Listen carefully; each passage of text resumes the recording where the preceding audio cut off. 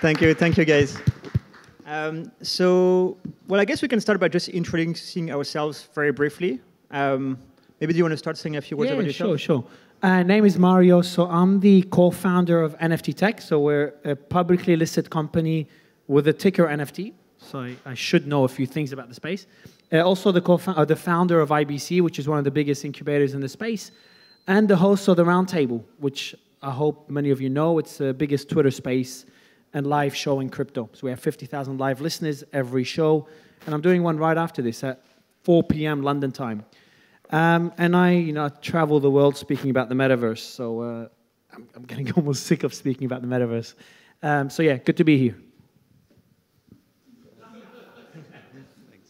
Hi everyone, I'm Lewis. I'm creative director at Mojito.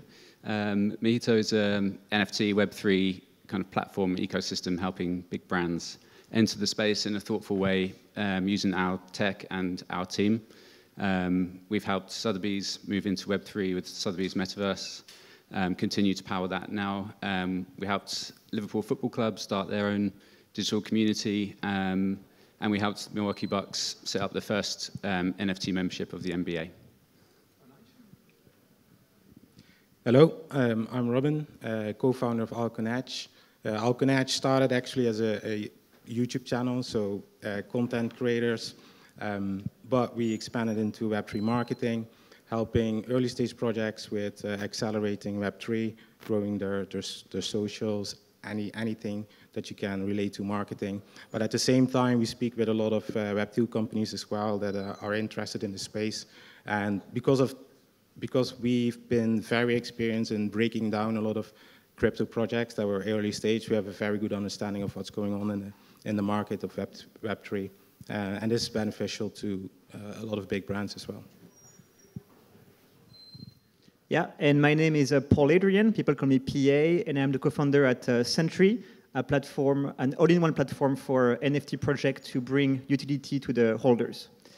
And so the topic of the panel today is how can big brands enter the space? And I guess the first question we can ask ourselves is, why would big brand enter the space? Maybe we can start here. So yeah, does one of you want to try to take a guess at why they should enter the space in the first place? Yeah. I can take it. I think there are two main reasons really. I call it like, to thrive and to survive. And the first one, to thrive, really is about, I've seen, I think a month ago, there was a guy on Dune Analytics that created a report about how many revenue big brands were creating with NFT sales.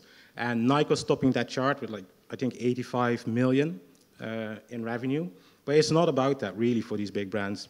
They're generating much more revenue anyways, but for them it's a deeper thing. It's more, I think, about things they want to solve with their customers, like customer retention, things like customer engagement, which then include customer loyalty as well.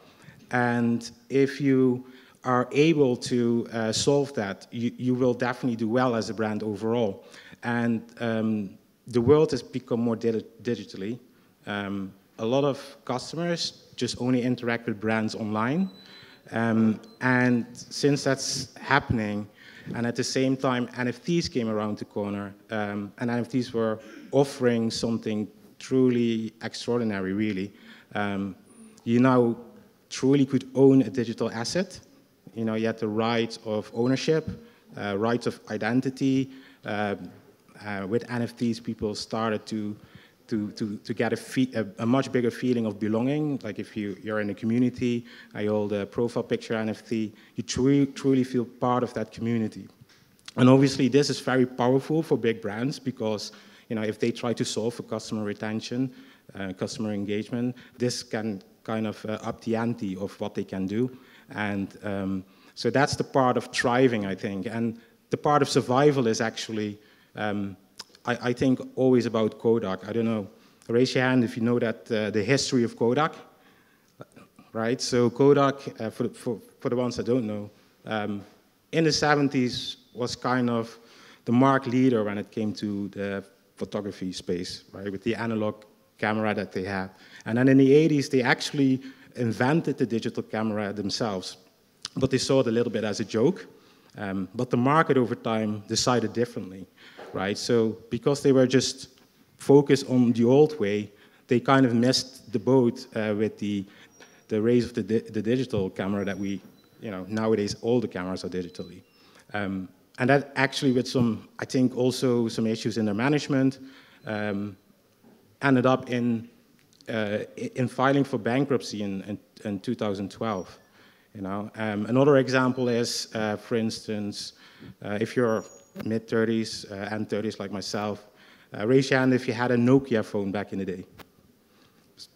So probably everyone, right? And the same thing happened there, is where Nokia was still seeing everything in the old way as market leader, while Apple innovated and basically took over a lot of that market share. And nowadays, who of you guys have a Nokia phone?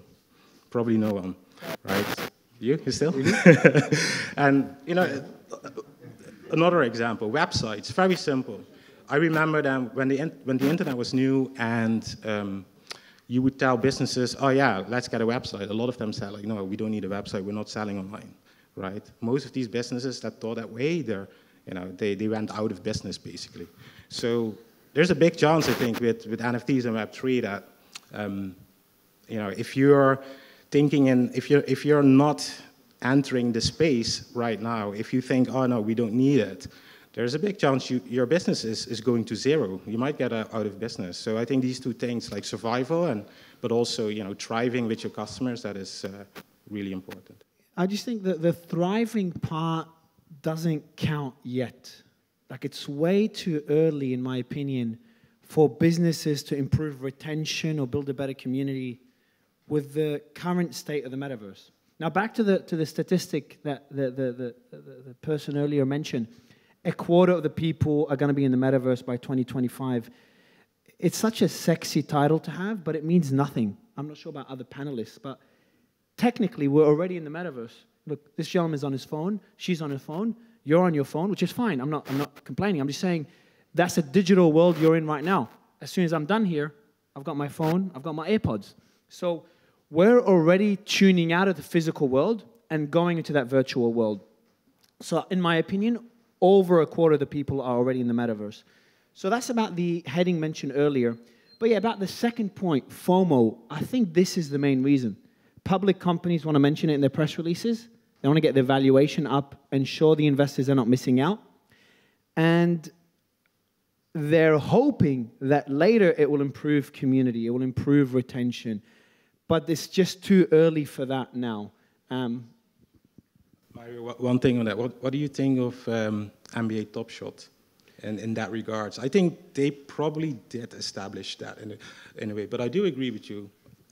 Overall, most of the projects that are going into NFTs, they're going so light touch that it probably doesn't move the needle in retention yet. But it's going to be still important to... But Top Shot is not a Web2 brand moving to Web3.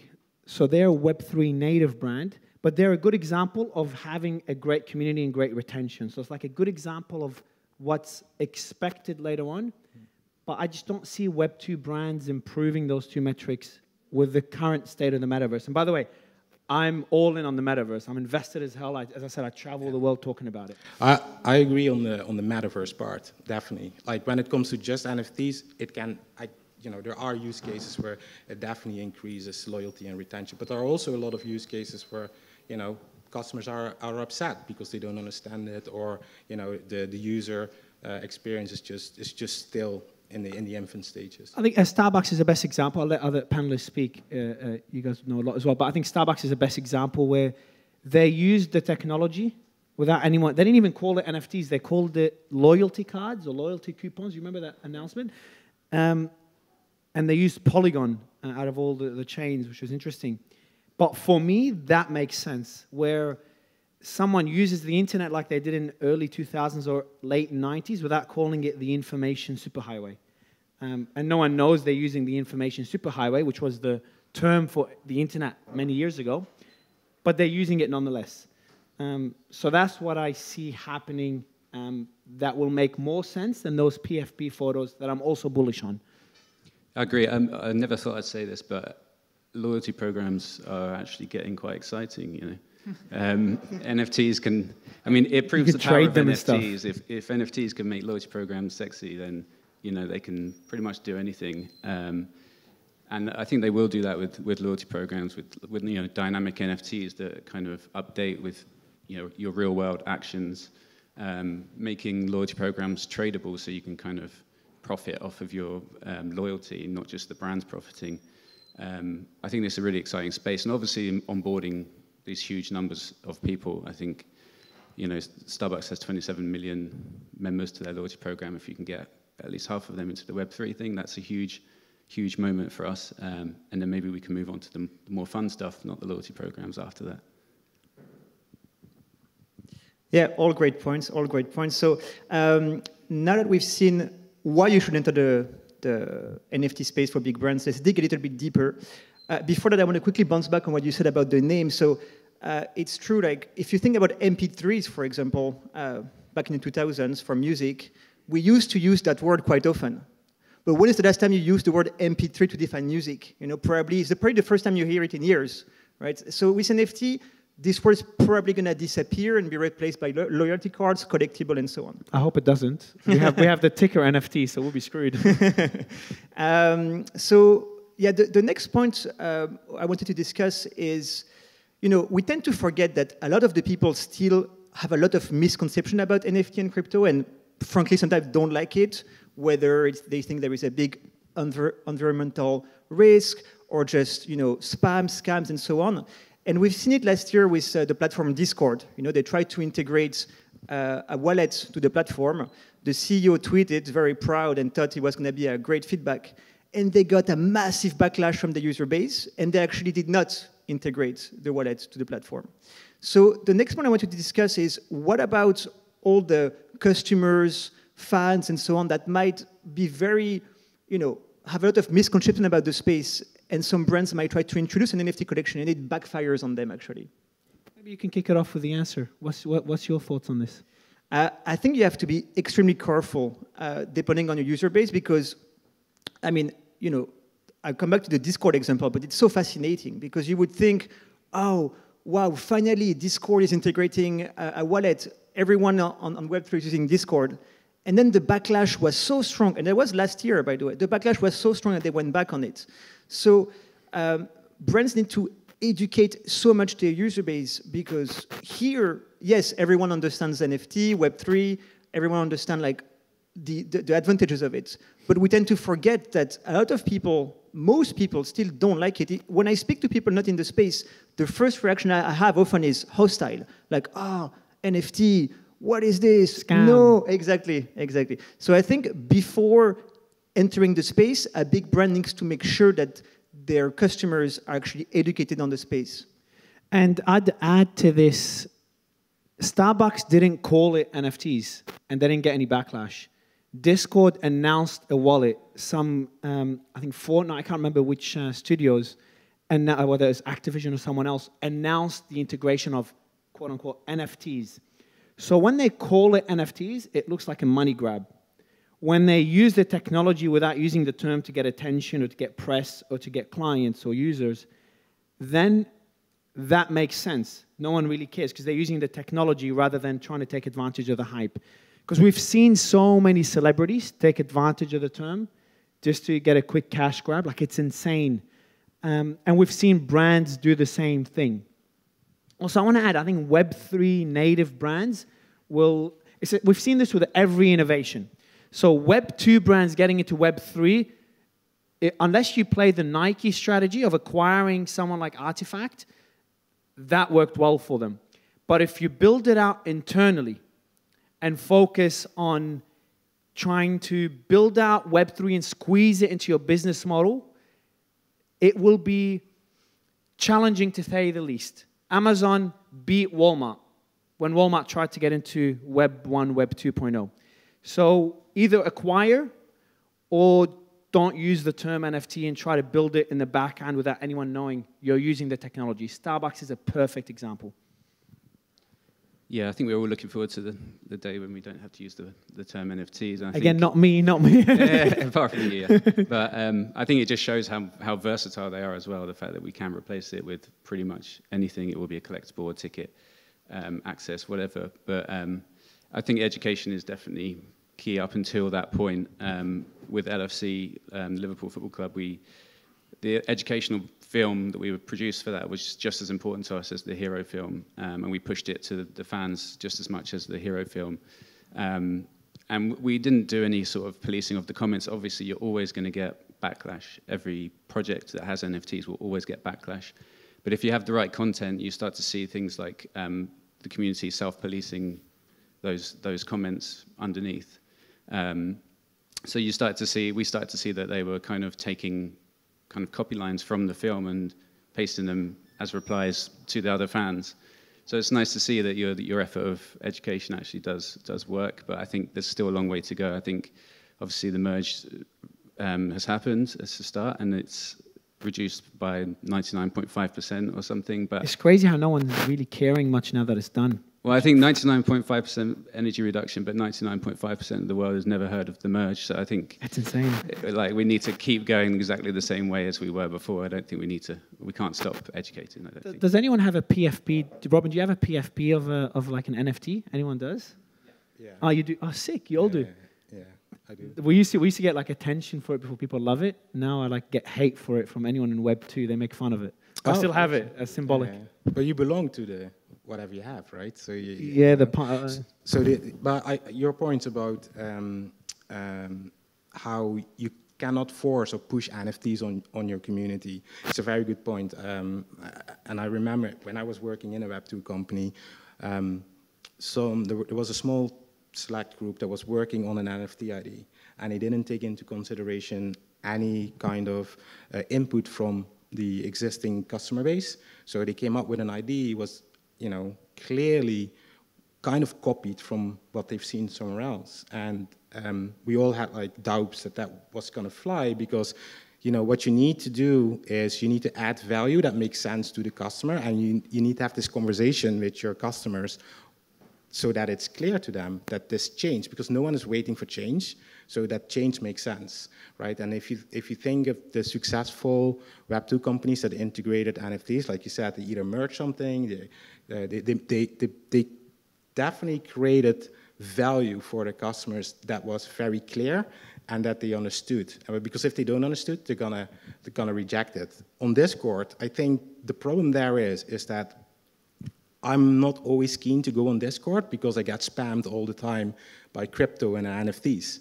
So if that is happening to most Discord users, then obviously they're not going to like some kind of crypto integration, because they're like, oh, we don't want it to move more to that way, right? We want to keep it less spammy, or so they have they just have bad feelings with the space in that way. So it's up to Discord to first tackle those issues, I think, before they could basically introduce something to the users, really. Yeah, and my startup actually does a Discord alternative, so it's a great point that you raised. Does what, sorry? A Discord alternative. So one of our features is a chat that's like secure, free of spam, and so on. I like how you brought up Discord. That's a good well played. So there is another point I'd love to have your thoughts on, guys. It's the concept of Web 2, Web 2.5, Web 3, about all the customers buying the NFT of the big brand, but that don't have wallets yet, right? So they're going to use SSO to access the different NFTs, pay with their credit card. So SSO means signing up with your email, for example. And one of the big advantages of Web3 is to have your own wallet, have your keys, and be in control. But then if you use your email, you kind of defeat the purpose. So in a way, I see it as a Web2 within Web3. But really wanted to get your thought on that. And how do you onboard the people that don't even want a wallet or don't understand how to get a wallet?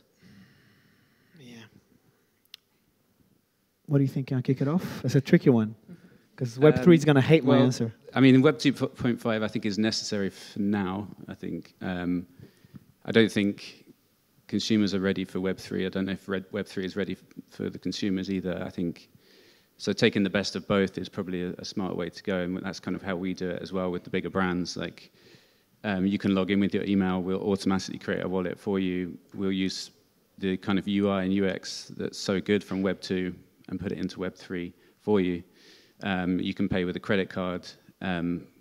We basically just want to onboard as many people as possible into the space, and if that's kind of a one step before we get to Web 3, then that's kind of how we see doing it. Yeah, like the Web3 people that always like get pissed off when something's not immediately decentralized. You need to understand that decentralization is a process, a really difficult process and an experiment as well. So I remember there's a platform that was called BitCloud. Do you remember that? Yeah. And now it's called DeSo. It's like a social, I'm very bullish on social tokens. And when they started out, they were completely decentralized. The only way to log in was you have to create a wallet. And I had all these celebrities creating a wallet, and they get a private key. Your wallet represents your account. Like in Twitter, you log in with your email. And they would freaking they would create a wallet, and then they'd give me the private key. Hey, Mario, we created the wallet. That's our private key. Can you save it for us? We change it later. I'm like, look, man, I literally have control of your account forever now. Thank you. Can you please delete the message? But they've done this with so many people. And then agencies were onboarding those celebrities onto the platform and taking their private key, which means if the platform succeeds and their social token's worth $10 million, that didn't happen. This platform didn't do too well. And it's worth $10 million. In perpetuity, the agency has full control of their account. So, like, how does that make any sense to onboard Web 2 to Web 3? And how can you explain that to them? How can I explain to the massive art collector a few weeks ago, I was writing about it, that wanted to buy art for the first time. And I had, hey, you open an account, that's your private key. She's whatever, 60-something. And you can buy your first piece of art. Again, she owns a shit ton of art. And your private key is something you got to save. If you lose it, you lose all your art. That didn't help. So Web 2.1, 2.2, 2.3, 2.4, whatever you want to call it, Web 3 is going to take a while. Guys, I'm just going to interject there. Thank you, Mario, and thank you all the panelists. We're going to move over to Q&A now, if that's cool. Oh, shit, that was quick. Yeah, awesome. So anybody in the room have any questions about how big brands can get into NFT? Guy in the baseball cap. There you go. Thank you. Hi, my name's Pete. This is a question for Lewis. How much responsibility did you have for Liverpool's NFT collection? Massive supporter of Liverpool and NFTs, but everybody's kind of, not very happy with how it was rolled out, the whole program and everything. Who kind of came up with it? Who suggested having so many NFTs to go with? I mean, it was, we worked closely with Liverpool Football Club and the team there. We kind of saw it as the first step for them. It is a little bit experimental for them, so we knew that maybe not everything's going to go perfectly well. But we knew early on that we wanted to do a generative mint, and with a generative mint comes, hundreds of thousands of possibilities. And so we wanted to make this really accessible to their fan base. We didn't want it to be an exclusive NFT, club. So we made it at an accessible price of $75, and we let everybody know that there was a possibility of 170,000 NFTs, just so that they knew that everybody was welcome and everybody could get involved. And obviously we didn't sell all of those, but we got to 10,000, which is normally what a PFP collection is anyway. So if we did have it limited, we would have sold out in that way. And I think Liverpool are doing well with their Discord. They've got fans dressing up as their NFTs. They've got live chats going on during the games at halftime. And guest speakers and things like that. So, yeah, that answers your question. Thank you, Lewis. Questions for the panelists, guys? Hi, it's Luke from McCallum here from Smart Media Tech. This is for Lewis again. On the receiving end of a creative brief, what's your most favourite part of a creative brief for a Web3 brief, that is, versus like a Web2 or whatever, traditional out of home or whatever it might be? Awesome, thank you. Yeah, lady at the front. Hiya, thanks for that. My name's Antonia and I work for Save the Children. I lead Web3. We accept all the cryptos, all the coins, and we're doing NFT projects with the likes of Dapper Labs and others. So I just have a question. I've kind of got two questions, so feel free to anyone. One is around NFTs regulation. Obviously, this is market specific, so wherever you want to go with that one, questions around securities and what that means for big brands like ours and entering the space, promoting NFT mints and drops as such. The other question is around Ticketmaster and POAPs and how you see the space moving for NFTs in that area. Yeah, I can take the one about NFT ticketing. That's also something we offer on our platform. I was actually on a call with a senior VP from Ticketmaster the other day, and they are really, really ready for this. What's fascinating is that currently, so for the Super Bowl last year, they had NFT tickets, but they did not use the ticket to access the event. It was a sort of a memory that you went to the event, right? So you would get your ticket, and then you get an NFT associated with it. Of course, where we're going is just full-on NFT ticketing. So big part of what I do is talking to event-based companies that are transitioning to have all their ticket on the blockchain through NFTs. And what's very interesting with NFT ticketing is that instead of just having the ticket to go to the event, you actually create a tokenized community that you can interact with them before the event, during the event, and after the event. In terms of security, reliability, it's also very strong. That's why we see big football club actually moving toward NFT ticketing as well. So to me, it's one of the most exciting use cases that we're going to see.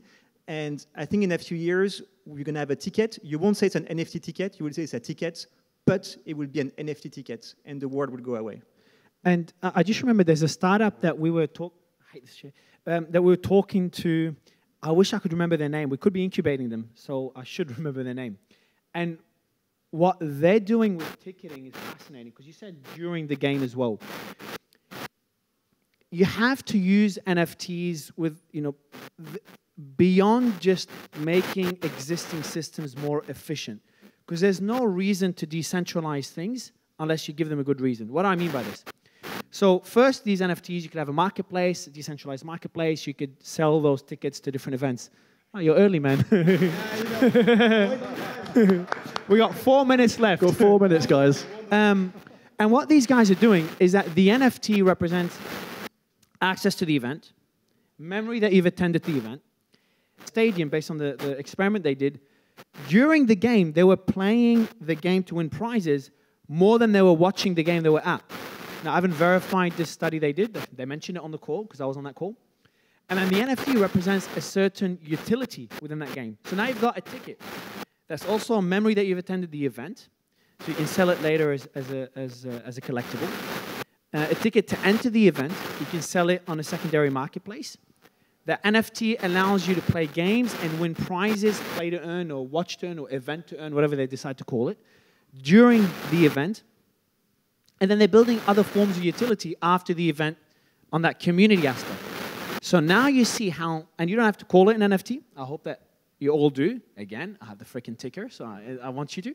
But so if you use the NFT based on those utilities, then it makes sense. You're not just making an existing system more efficient or decentralized just because it's cool to be decentralized. You're actually leveraging the advantages of using the tech. I mean, that's clearly good retention, right? So that's a use case of how you reduce churn, how you create retention, how you create loyalty, and activation before an event as well. And big brands, the word things that we try to do within football matches, right? Where, how do we engage customers during the match? And the only thing we could do is, maybe some spin wheel or, something that is, betting on, give them a free bet or whatever. And what you do is you have a very transactional relationship with your customer, but with NFTs, you can program the NFTs the way you want. So you can, there's a whole world of possibilities that goes open. I heard you mention POAPs, right? So I didn't fully understand it the first time that I got one, but now that I have several in my wallet, I start liking them. and I still don't know why exactly. I think it's just a memory, right? But somehow I'm expecting I will get something down the line, right? So also the surprise factor or the not knowing about what could happen, That's what NFTs can create. And we're a button here like, hey, I've been to that event. It's not programmable. Yeah. So no one can do anything with it. I will add a little sentence, an overview of this wonderful discussion. I think for me that NFT today for Web2 company, and we see it start by being a marketing leverage, right? But the real issue where we're getting NFT into brands, it's Web3 database being concealed with the Web2 one. Because nowadays, usually you know the name of somebody, maybe the age, maybe when they buy, but now you could go more deeper with the on-chain analysis. So from my experience, from the brands we're working with, I see that we get in because we're selling NFT, they want to make some cash, they want some hype. But then you can get on all the different verticals, from supply chain to new loyalty program, to all this new database that's like Web 2.5, consolidating 2.0 and 3.0. That's a good entry, man. That's a good. Awesome, thank you. So we heard from Save the Children on the last question, which was awesome to have a brand. Yeah, shout out to you guys. Yeah, well done. You accept for all the taking crypto, yeah? Whoop. Good job. More brands need to follow that idea. Are there any other brands in here that want to ask questions? Yeah, go at the back. I'm not allowed to walk through there, so I'll meet you. Hi, thank you. Hi, my name is Magnus Jones. I'm the Nordic blockchain lead at EY Ernst & Young. And just have a general question or a follow-up in terms of what you're saying. And one thing is, you mentioned Starbucks making a reward without mentioning the word NFT, etc. And that's sort of fine in terms of growing this one and making it more understandable. But what they didn't do also was to inform their users that this is actually a token. This is not a centralized reward program. It is de facto a token, i.e. it's treated from a taxable way as a cryptocurrency. So it means that if you have your, call it bonus coffees as tokens, they are per se cryptocurrencies. They're treated taxed in this way. So if you collect them, you are supposed to report them to the tax authorities also in the same way that you report your other NFTs and also your cryptos. And that can become a challenge for your community if you don't inform them about this. And suddenly it occurs sort of, oh, I had passed a coffee to you, that's a taxable event. Or like ticketing, oh, I buy a ticket as NFT, I sell it further, then you have to pay capital gains tax on the gain of it, etc. Are you sure? 100% sure. I have assisted Norwegian tax authorities issuing world's first guidance on how to tax NFTs. So my question is, yeah, I'm not questioning what you said. I'm just curious. Yep. So we're talking about Starbucks, and if this is true, they're going to screw their users for something, like if their users are going to get taxed for loyalty tokens, that's going to be a big hit on their reputation. All depending on which state you are in, but you can have wealth tax elements in this one, and you can also have capital gain on it. Now, I can't comment on it. I'm not, even though I'm a partner at a law firm, I know nothing about law. So I just think that someone like Starbucks would get a legal opinion on something like this. I just would highly doubt that all these loyalty tokens are going to be considered securities by the time... Did they say when they're going to implement it? To my knowledge, not. I've not seen in-depth on it. So maybe they announced the plans to implement it to see the reaction. By the time they implement it, there'll be some sort of legal opinion or something to ensure users are not taxed on every single cup of coffee they get. I hope so. Yeah, but my point is down to that lots of these brands, and we are assisting several of them, and I can mention one that is public. We have assisted Adidas on their NFT drop, for example, so I know them fairly well from the largest ones to the smallest one. And I can assure you that none of them have full control of it. Because this is driven from a bunch of, say, 20-year-old people who sits in the marketing division, and the C-level group only says, oh, we see that this and this and that department does it, and our competitor A, B, C, and the ENF is doing it, hence we have to do something. And the last thing they say, we trust you, but just make a legal clearance from our internal lawyers. Do you think internal lawyers has any knowledge about NFT? That's the challenge. So that's what we are seeing from working with these guys. They don't look into sort of what is actually written in the terms and condition versus what is actually written in the smart contract, what is actually communicated out to communities on Telegram, Twitter, or third-party freelancers who writes on Medium. What is written in terms of your homepage, i.e. Q&A sessions or whatever, on Starbucks site, for that example, none of these elements never ever matches. And that is down to where you have challenges towards both your community, towards financial authorities, towards tax authorities, because they doesn't match up in the logic towards what is actually the thing that you are providing.